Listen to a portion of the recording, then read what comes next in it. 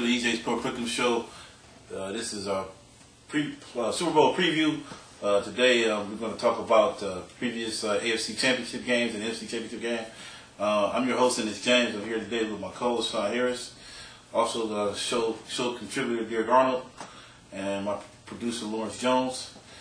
First of all, we're going to welcome Derek back. I know you had a tough week last week. You bounced back pretty fast. Yeah, you know. You got that Wolverine thing going on. So I was able to recover from my wounds. Oh, okay. First of all, I'm going to talk a little bit about the picks. Just real quick. We want to give props to Jamie Norris and Nathan Stokes. Right now, it's down to those two guys for the title. Tyrone Hitton led the way most of the way, but he picked the Vikings to win it all. So he's eliminated virtually the Vikings' loss. Jamie has the Colts to win it all. He had the Saints also in the Super Bowl, and then Nathan has the same thing, but he has New Orleans winning it. The difference, the reason why these two guys did so well, pretty much they had pretty much all of their Final Four intact. Also want to give props to Michael DeBose right now, who's the leading guy for the playoffs. He has 1,002 points total for the playoffs. Unfortunately, his regular season wasn't too hot, so but he has a chance to finish in the top 5 though. But so we want to give props to those guys. Also want to go over a few picks. They were for the first time this year. There are actually 3 bonuses. 3 people hitting New Orleans on the head. The final score 31-28, and then there's also a bonus in the Jets Indianapolis game. And unfortunately, it was my dad. He hit that game on the head as well too. But just to talk about the games. First game, AFC Championship game, Jets at Colts. Didn't you pick the Jets last week? Did you say you never picked against them again? I don't remember. You don't remember? Okay. No. When we run the tape back. Yeah. All right. But anybody else? I think everybody else had the Colts. You had the Colts, right? Everybody had the Colts. So, most definitely. Sean here. But what was the key to this game? Anybody want to get their thoughts about this game? I thought at least I was impressed. Both of the games at least this week were competitive. Unlike a lot of the playoff games been blowout. But I thought the thing I got out of the game, the Jets. In the early going, they seemed to get the blitz going on, man. It almost seemed like the Colts wanted to get blitzed at first. Almost took sacks on purpose just to figure them out. And once they got them figured out, they started running their own offense towards the second half, like when they got into the hurry up. And that seemed to get them going when they went to the hurry up. And I think they just kind of steamrolled from there. You know, once the Colts offense gets going, it's like a snowball. It just keeps going downhill. Any other aspects? Anybody else pick up something out of the game? It didn't surprise me too much. Like the Colts been playing close games, seemed like most of the year.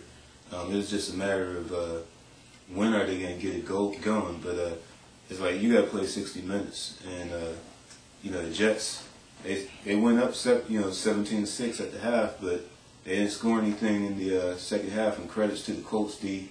It's like they're not. At least they don't look impressive, and stat-wise, they might not look impressive, but it's like they make the necessary adjustments. And well, here's one impressive stat: the Jets were the #1 rushing team coming in to the playoffs, average 170 yards a game. The Colts held them to 80 yards rushing. Yep. So that defense, and they held the Ravens the #3 rushing team last week to under 70 yards. So a lot of people, everybody thinks about them old Colts, but this Colts team is stopped to run. Yeah. What did you get out from the game, Derek? The 2 young receivers, Austin Collie and Pierre Garçon, just they manned up. They showed up.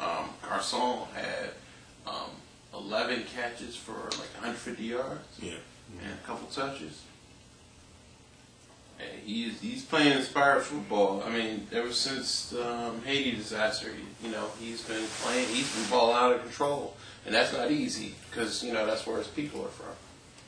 What did you pick out of the game, Sean? I'm just glad the better team won. I didn't want to see the Super Bowl with Jets in it because it would have been boring if they were in it. I'm just glad they won. You think it would have been boring if they were in it? Yeah. You sure you just didn't want to see Braylon have a chance to get a ring? I just don't like New York. I don't want to see no New York teams. I don't think it would have been boring. The way they blitzed, that's always exciting football, the way they play. I don't think that's been boring. But the thing I want to talk about the two receivers, Collie and Garcon. Are these guys that good, or is Peyton Manning making them look that good? Well, I think it takes skill.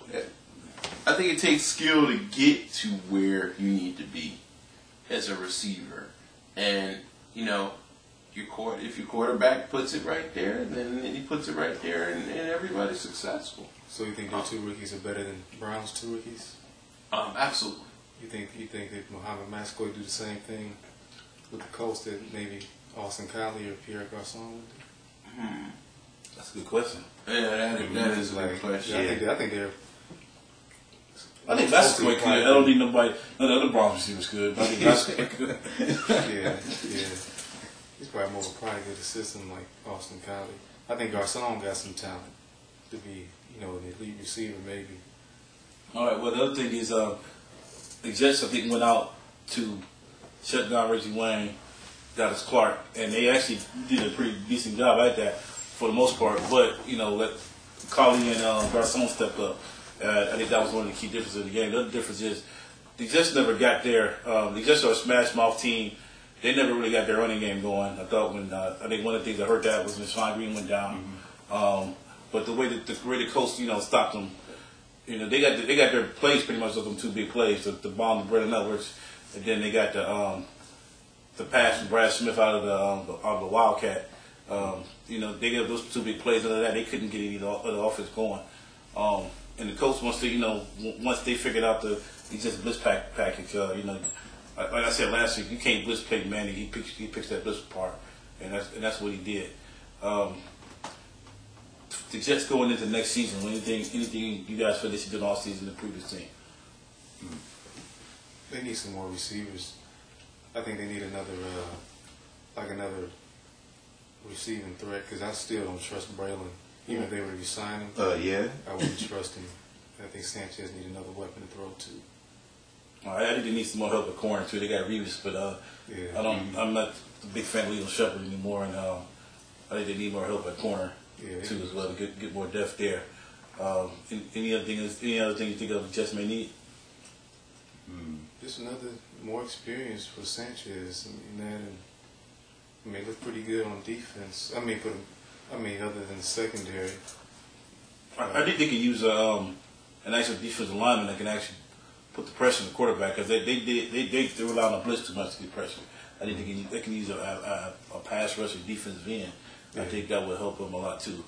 So they have to rely. Bart Scott's a decent pass rusher, but his strength as a linebacker is he can do it all. He can play the run, he can do coverage, and he can blitz. They got Vernon Gilson. That's what they drafted him for. Did he play this year? Yeah, no. He's not. I don't remember seeing him out there. Oh, well. Yeah, they're starting to use the B word in reference to him. Yeah, I don't remember even seeing him on the field. And they're calling him a bust too.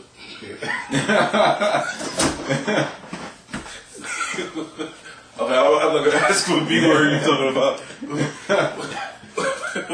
All right, well, when we come back, we're going to take a break real quick. When we come back, we're going to take a look at the NFC Championship game.